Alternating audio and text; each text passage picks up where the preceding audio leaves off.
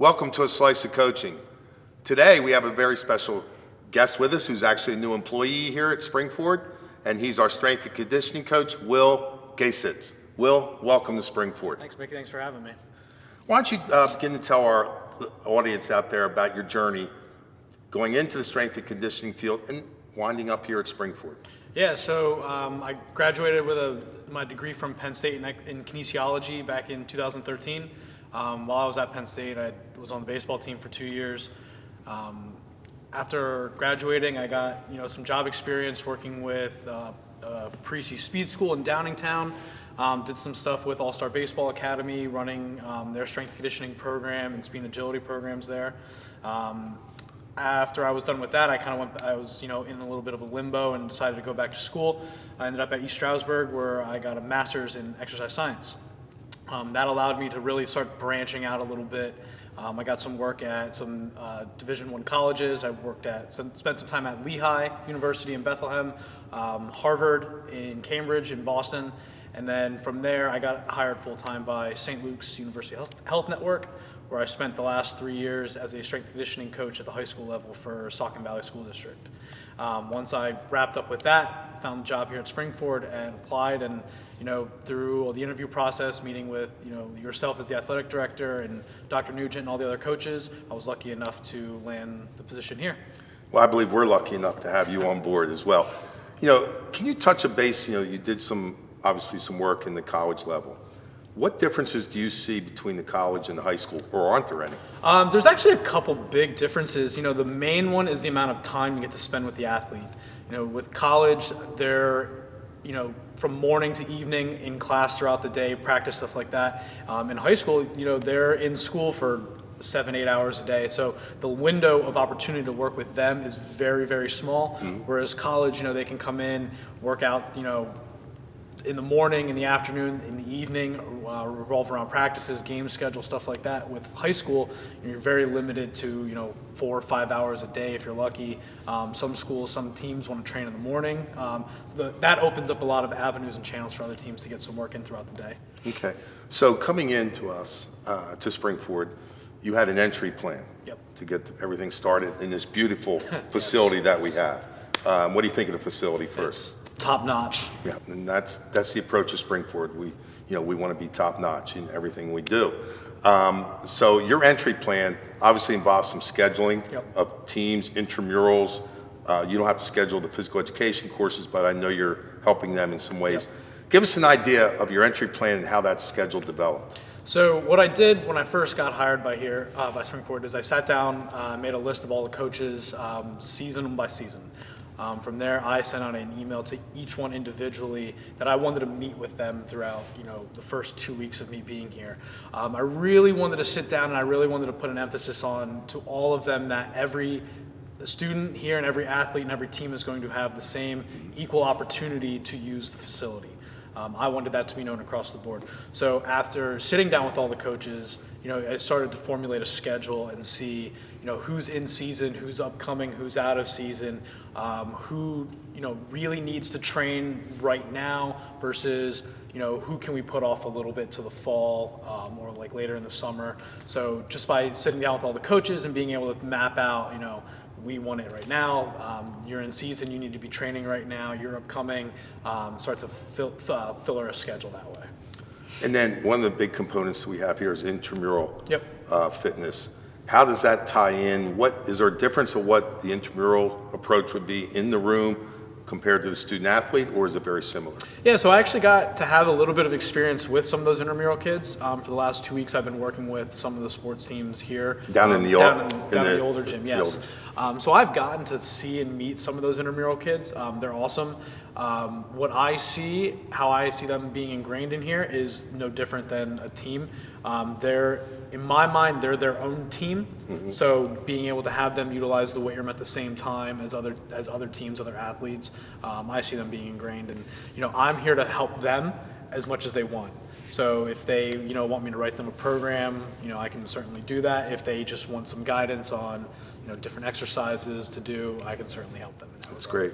That's great, because that has been a very strong component in whether it was our old fitness room or the temporary one we're using now until this opens. What can we expect from you as time moves along as a strength and conditioning coach? Yeah, I really, the last school I was at, I was really ingrained in their community, in their school, in their athletics, obviously, and I want to bring the same thing.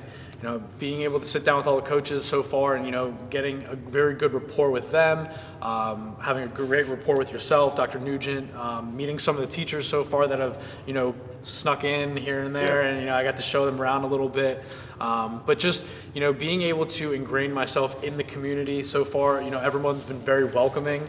One of my biggest, favorite things to do is, aside from being in here with all the kids and coaches, is to get out and watch them compete and see the finished product on the field. Right. So I really want to, get to know as many people as possible and have them, get to know me. Just because I think building that trust and having that, big community, being together is a great thing to have, and especially for all these kids. No, and that's one thing that Springford is a sense of community. We have a little saying in some of our sport teams, 5 fingers, 1 fist, and we kind of look at our school district and community that way as well. Will, one of the components that I believe may be overlooked in the room is the recovery of athletes, the utilization of this room for the recovery of those athletes. Give us an idea how you're working in collaboration with our athletic training staff. Yeah, so as soon as I got hired, one of the first things I did was I went out, to the athletic training staff. I want to meet all of them. I know there's 3 of them. I've worked with Dan for the last 2-3 weeks. He's been awesome, very instrumental in helping me get accustomed and comfortable here.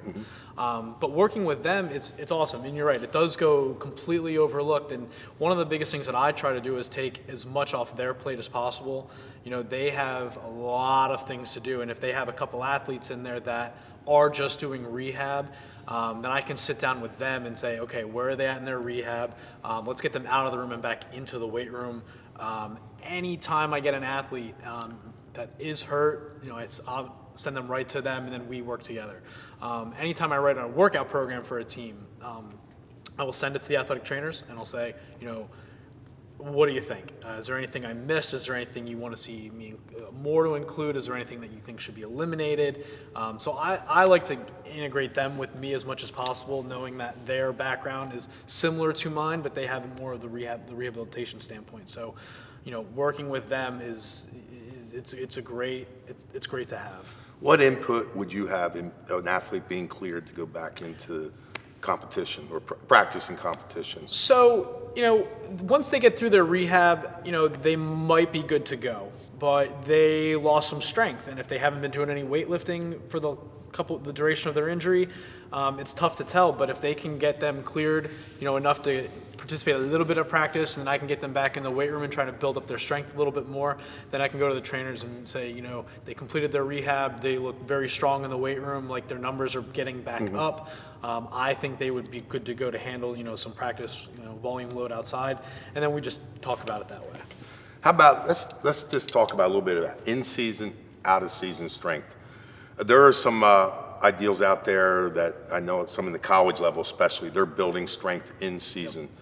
But to be able to do that, you're going to have built strength out of season. But where do you feel the athletes gain their most? So my personal opinion on that is out of season. You have 9 months to work with them. The 3 months in season is very, very important though. What you don't want to do is you don't want to lose what you gained over the previous 9 months. So they kind of work together. You can build a lot more in the off season than you can in season. But in my mind, there's no reason you should not get stronger in season. It's at that point, it's just working around practice and games, and that's the tough thing. And like the question you had before about high school and college, that's where one of the biggest differences comes into play is it's the schedule. Like how much are you willing to commit to training in season versus out of season with the practice schedule and the game schedule. Sometimes coaches at that point deem practice a little bit more important than the weight room, whereas I would always argue that it's probably should be viewed as the same of importance. Okay. But there are different philosophies on that. So I appreciate that, but I like that idea. So hey, what kind of advice can you present to one of our athletes or students here about strength and conditioning? what's something you think vital that they should know before they start the program and as they're going through a program?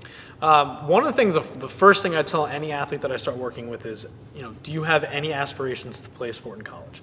If you do, that's great, because what I'm going to give you here, I run a weight room very similar to what I would do in college. I come from college. I have a big college background. I know what it takes for an athlete to be successful in college. So what I try to do is I try to trickle that down to the high school level. So I make them aware day one that what happens in here is business. Out there in the field is the fun part. So, they come in and I set expectations from day one that, we're going to come in, we're going to work hard, you're going to learn. The biggest thing on my end right now is learning. They need to learn how to move, they need to learn the techniques of the lifts. That way, when they do eventually go to college, they're well versed in the movements. And, one of the biggest, praises that I can get is from when a kid comes back from college and they say, my strength coach didn't have to teach me anything, or, I was part of a group of 10 freshmen and 9 of them were in the freshman lifting group and I got bumped up to the upperclassmen group because, I knew what I was doing in the weight room. That's one of the biggest, praises that I can get. Well, take an idea of an athlete that's right now not lifting here under your guidance, is out somewhere in the community lifting. And when they come in here to lift, how much of adjustment could there be in the technique they use or the programs they use that you're going to have them understand, so there's a buy-in there? Yeah, a lot of it ties into is the verbiage.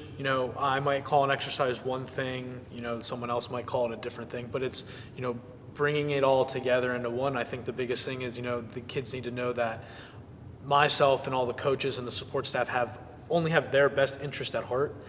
So it's just all about developing trust and, praising them for working hard in the weight room. And, the biggest thing for buy-in, when people talk about how do you create buy-in, it's the end result on the field. And, was your team successful? Were you successful? Were you healthy? That's the biggest thing on my end. I gauge a lot of, my programs, and I evaluate myself based off injuries.